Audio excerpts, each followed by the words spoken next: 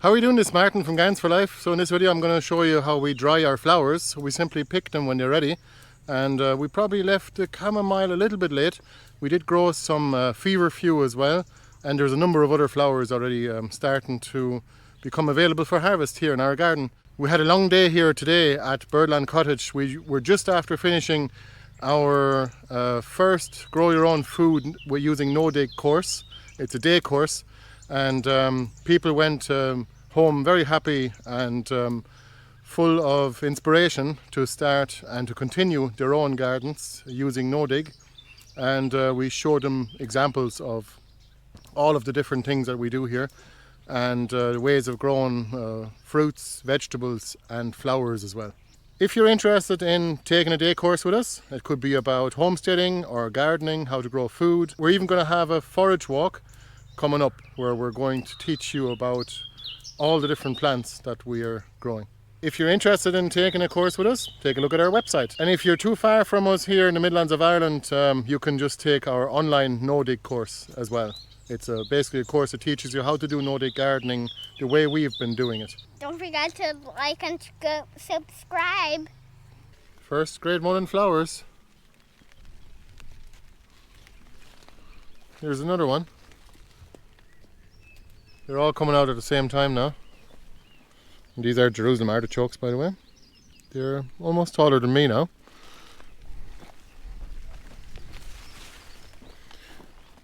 Wanted to show you this for a second.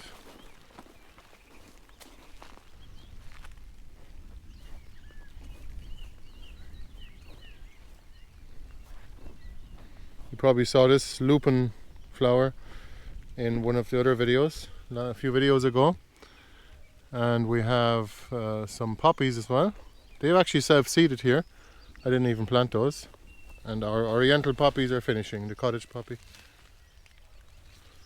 Valerian is finishing too.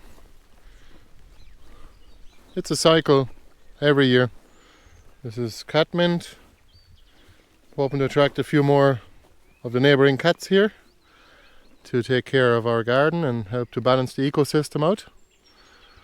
And the lovage is huge. It's like 3 meters tall, or 10 feet nearly, and it is going to seed. And our red Russian kale is also going to seed now, finishing to flower. This is valerian. I hope I'm not too late to collect some of these flowers. Some of them are still closed, so I think these are perfect. A lot of them have gone beyond the point of harvestability, I should say, but I better collect a few. I actually wanted to show you these German chamomile plants before I went to pick them in a hurry, because it looked like it was going to start raining.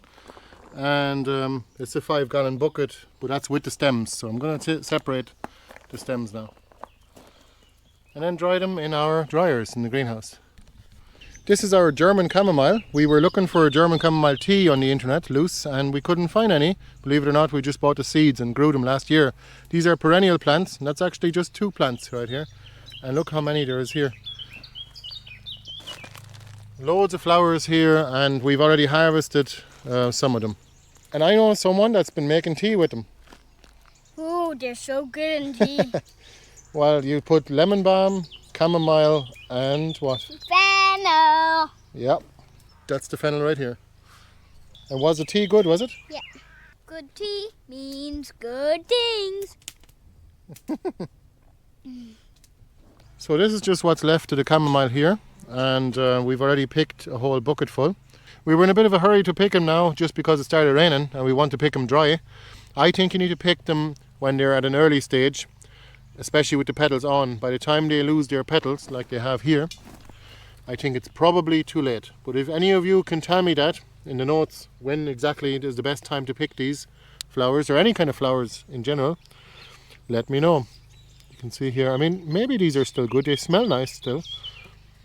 But I'm not too sure when the most active constituents will be available in the flower head. Probably at an early stage. So let's pick some of the Feverfew. The garden is looking good in mid-June. We've got lots of opportunities for foraging here, especially for the chamomile and the feverfew. That's feverfew, great medicinal plant. We're going to harvest it.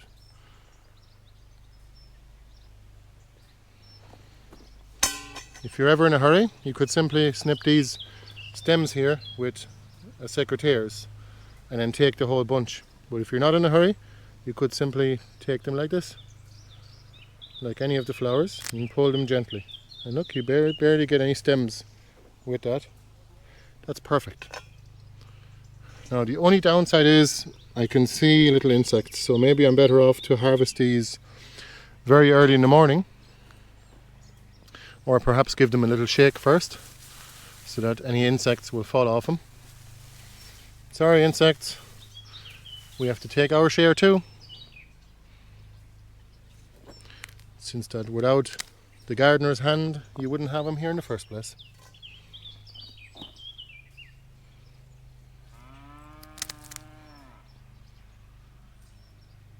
Looks a bit like a fried egg. A lot of the flowers look like that though.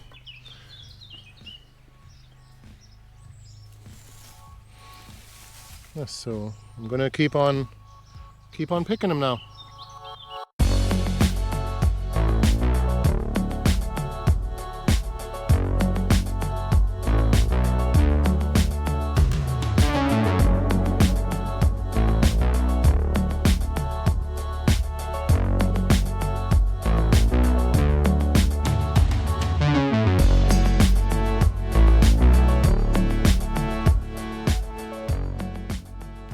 Well, never mind, here comes the rain now. I better make sure that these flowers don't get too wet now, because I want them to dry in our dryer to get off to a good start.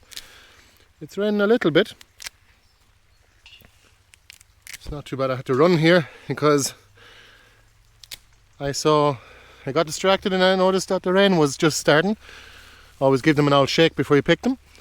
That way you'll have a lot less insects to deal with afterwards. Yeah, so just gently pick them like that. It doesn't matter if one or two of the leaves go in.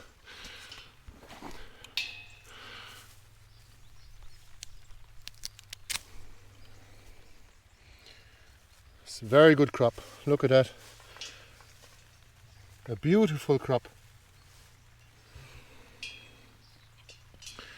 I'm out of breath a little bit because I had to run back. Not even too worried about the camera because that's kind of waterproof. GoPros are generally waterproof, but with the microphone plugged in they're not quite waterproof. But I don't want the flowers to get wet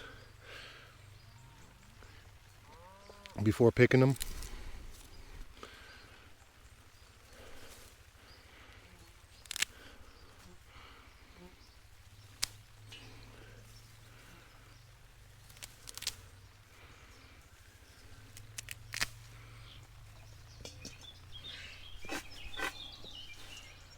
So that's probably at least one level full in our dryer. I can pick more the next day, pick more tomorrow. Just make sure you pick them when they're dry. Of course, it's not ideal that it's raining now.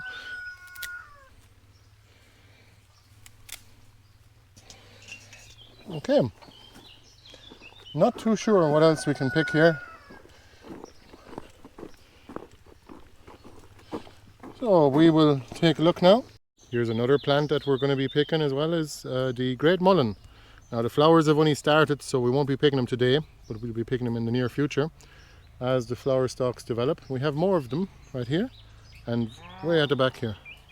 You can cows. And way at the back here, you see it here? That'll be a lovely 6 feet or even 7 or 8 feet tall yellow, golden yellow stalk of flowers for the next months to come. And they're going to come way up above my head. There's actually an echinacea as well. We were growing a few echinaceas successfully from seed about 3 years ago now. And now we have a few plants around the garden, so that's lovely. But there's even the leaves as well of the great mullein We have plenty of those, so we don't need to dry them. But some of the other ones here, definitely we could do with some of. A little feverfew goes a long way, I tell you. Even a small jar full is probably enough for a family supply for the year, depending on what you use it for. So much lemon balm at the moment that I'm not even going to bother drying it. I'm just going to make some wine with it. And we'll be able to pick lemon balm fresh for most of the year anyway, until probably September, or actually, sorry, December actually, I'd say. And we'll probably be then without it unless we dry it for a couple of months in early next year. But that's okay. Actually, here's something for you. I know it's not about herbs, but this is the a black magic. It's actually a cross for the Nero kale. And we took the flowering stalk off it, and it actually started producing leaves again. And now we have a few plants. And they're quite ornamental.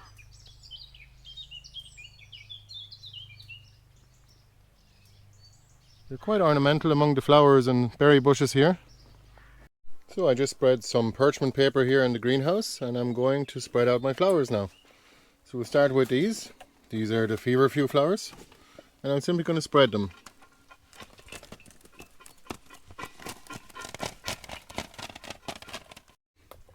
There you go. Now I spread all the Feverfew flowers on my parchment paper in the greenhouse. So we'll let that dry now a little bit, but also give the insects that may have been on it a chance to escape. And then tomorrow I'm going to put all of these flowers into our dryer. I'm going to get a jar now too to put these elderflowers into. These have been dried. They're good and dry now. I'm going to cut them off the stems and then put them in a jar. So we ended up with a couple of jars full like this, and now this is the chamomile. We got 2 jars of that, and we got half a jar of feverfew. That's what they look like when they're dried. It's a lovely smell off it when you open the jar, and this one jar should probably do our entire family for a whole year, and the feverfew as well.